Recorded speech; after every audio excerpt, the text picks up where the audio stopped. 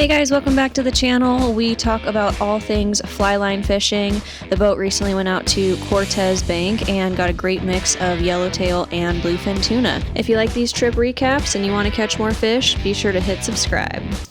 Alright, so you guys just got back from an exciting trip out at Cortez Bank. Tell me a little about the spot and how was the fishing?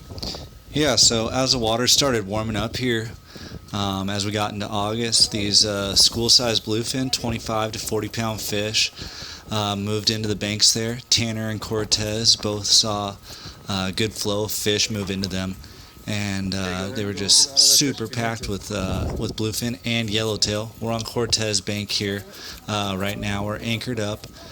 Cortez Bank is about 100 miles offshore west of San Diego. Basically, it's like an underwater mountain. The water comes up really high from the surrounding waters around it, all the way up to where Bishop Rock will be sticking out sometimes in really rough weather. And Cortez can get giant swells on it, and it's famous in the winter for its surf occasionally, where thrill seekers will go out and they'll ride giant waves where they get towed in by jet skis and big operation. Yeah, it's pretty epic if you look at some videos after this. YouTube some surfing out at Cortez, pretty awesome. Looks like you guys have some pretty steady action here. Tell us a little bit about, kind of what guys need to know of if you are fishing the banks and fishing on the anchor. What's kind of that difference, or what should they be thinking of? Yeah, fishing the anchor is going to be a little bit different than what you traditionally do when you're bluefin fishing. You can see a nice fish coming over the rail right now. We were keeping like 3 to 7 fish hanging all day long. But when you're drifting, you're using the wind. The wind is in your face. You're on the windy side of the boat to get your bait away from the boat. When you're on anchor, you can see the swells coming straight down the bow right now. But the current is going to take your bait away from the boat. So it depends on the sea conditions, which way the current's going. That's where your bait's going to go. The boat can swing back and forth, so everybody kind of has to shuffle back and forth. And it's a completely different thing having the anchor in the water versus drifting. The fish kind of come through in waves on anchor. As we said, that they're all over the bank. You can see boats in the background right now. The whole fleet was out here during this week. Because there was so much fish there and so much great steady action on bluefin and yellowtail. So it's a different experience that hopefully all you guys watching this get to see one day, because it's very unique, very fun, different style of fishing. It just has a more relaxed feel to it because you're fishing more. There's more time at the rail. Guys will sit back and watch other guys catch a fish, where on the drift it's like, I got to get my fish right now. Versus on anchor, there's just more time in the water, and it's a different feeling. It's a lot of fun. Yeah, absolutely. I think it's, like you said, it's a little bit more relaxed. You kind of have that steady pick here and there, and you do know when a school is coming in. I will say, too, this is probably prime time, and everybody kind of gets not anxious, but excited when the banks sort of open, because, correct me if I'm wrong, right, early season, it's just because it's so far away, this is really difficult to get to in really rough weather. Not only that, but when it's like the earlier season there's some yellowtail on it, but it doesn't always bite just because there's fish there, right? In that colder water, sometimes they just don't bite. Right now, there's some squid out on the bank, so there's some nighttime action on the yellowtail as well. I'm actually on land right now, but the boat's out fishing, and they caught 10 sea bass last night mixed in with the yellowtail on anchor at night on the squid. So there's a lot of life there right now. But, during the early spring, winter months, there may not be any fish on Cortez Bank, at least any fish that are going to bite, pelagics at least. Obviously, coming up to, the depth that it is, there's rockfish there. But these bluefin and yellowtail are not always there and not always willing to bite like this, and this is just spectacular fishing. I mean, how fun is that, right? You throw out a bait and you don't know whether you're going to get a bluefin or a yellowtail. I mean, that's pretty epic right there. And these guys are fishing hard. There's these squirrelier, little smaller fish. I mean, you can see one, it's going crazy. It's taking line. Patrick's doing a really great job here of just keeping the fish next to the boat and keeping it out from under the boat as well. The key here with these types of fish is patience. You're probably going to do a lot more circles, death circles, is what we call it, as it's coming up to gaff than these bigger fish. These are coming up hot. You got to get the deckhand a really great shot if you can, as much as possible. Really work together, and talk a little bit about too. Kind of keeping the rod, or should you follow the fish, right? Should you really sort of stay there? It's kind of hard, right, with these smaller fish to kind of swim all over the place. Yeah, we try to keep our deckhands by people with fish at all times and try to communicate with you guys, because every situation is a little bit different based on how deep the fish is, how many fish are going around you. So they're going to try to communicate as best they can with you. Another reason that these fish are coming up a little slower and as more of a challenge is we were using like 25-pound tests for the most part.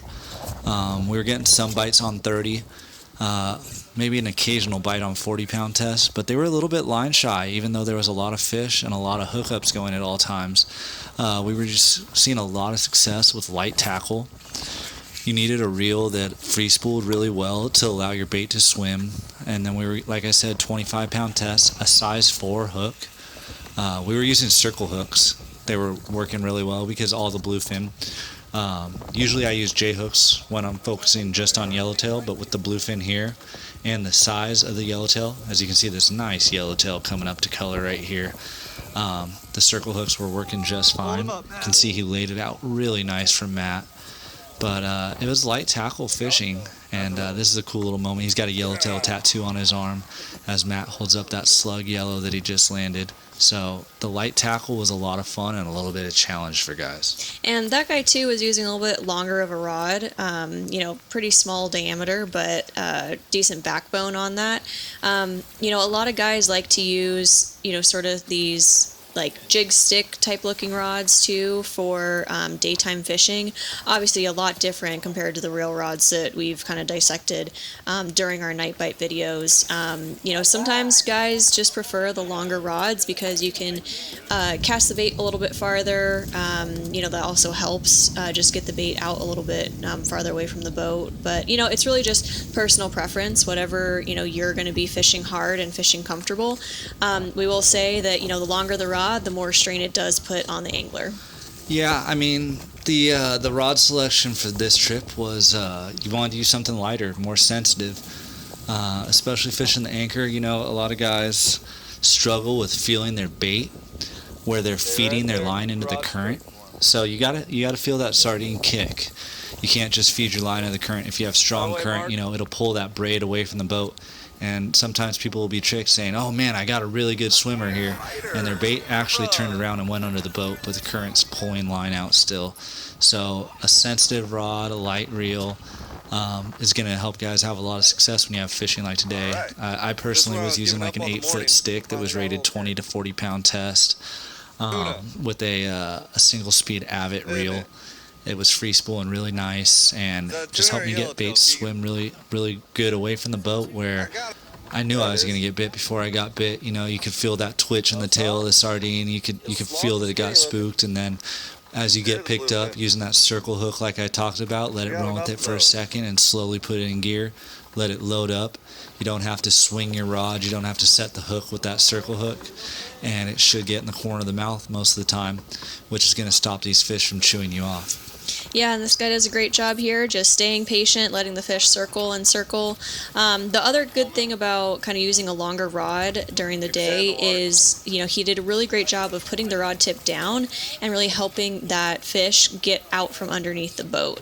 So that's something else, especially on anchor, right, is making sure that you really have a nice angle. And, man, just a great lineup of these yellowtail. I'm so jealous I wasn't on this trip. Yeah, really, really nice grade yellows here. Coming up over the rail again. And you can see in the last two shots as these yellows were getting up to color, guys were kind of pulling a little too hard and getting their head out of the water.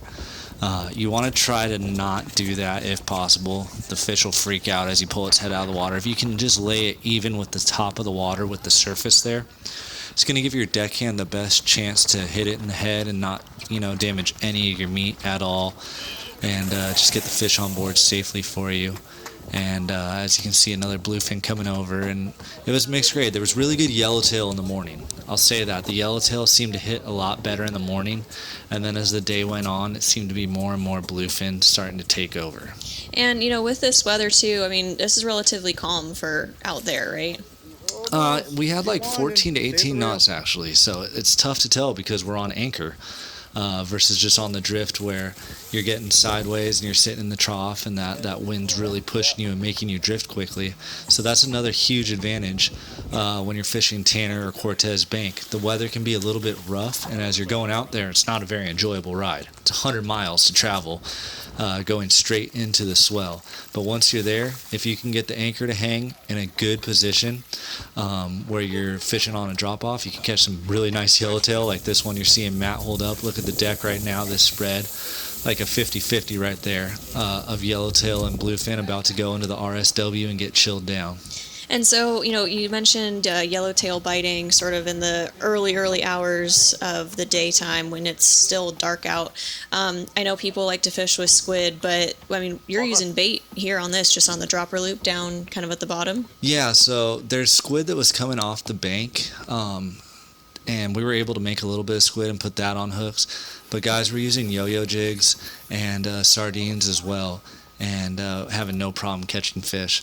So it was a cool experience. A lot of these guys had never fished for anything but bluefin at night, so catching yellowtail at night is a new one. After our first full day on anchor, the guys caught so many fish and fished so hard that pretty much nobody got up for that yellowtail bite. They were okay with staying in the bunk and getting a little bit of sleep because they had such great steady action on the rail all day while fishing the anchor. And you can see here Patrick's doing a great job really lifting, letting that fish circle, and he's not following the fish, keeping that rod tip down when it's going underneath the boat, lifting it out, and it's shaking, it's fighting for its life, obviously, but with this lighter line, like we said, just really patience is key, and again, that communication with the deckhand. Alex is probably saying, one more circle, and just making sure that you're fighting till the very end with these fish, because if you let off, man, they'll take a run easily. Yeah. Speaking of taking a run, if the fish does take a run, even if it's that color about to be gaffed, if it wants to run, you got to let it run when you're fishing light line like this. To me, it's kind of fun. The light line, it's a challenge. You can't just horse the fish straight into the boat, which I know a lot of people would like to do. But when you're fishing 25-pound test, you really only have like 8 pounds of drag. So you have to take your time, and you have to just be steady throughout the fight and work at it. And sometimes that fish is going to take a run. Like right there, it was almost a gaff. It took a little run, but he was able to turn his head again and lay it back out for Josh on the gaff, and he was able to lift it up and over the rail. Yeah, I mean, this is my favorite kind of fishing. Me and my dad love fly line, 25-pound tests. Like, that's what I grew up with. Just such a great time overall. And we do have a video talking about sort of fly line basics and what 2 fly line setups you do need when you are anticipating some daytime action. So be sure to check that out. Yeah, every angler should have a light rod, a reel that free spools really nice, some light fluorocarbon, 25 to 30 pound test, some size 2 to size 4, smaller hooks in that tackle box, because you just never know what you're going to run into out there. Even if you're on a trip that's targeting nothing but big fish, you could run into smaller school-sized fish like this one and have some fun daytime action on the fly line. So make sure you have everything out there on the boat and ready for anything that you might come across when you're out there fishing, whether it's going to be big, strong, heavy line fish, that you're using the lure on at night, or something like this, or maybe even in between for a sinker rig setup. Make sure you have everything, because your rods and reels won't catch anything from home when they're in the garage. Yeah, absolutely. It looks like you guys had an epic trip, and hopefully the banks keep producing for a little bit so more people can get a shot at some of this awesome fishing out here.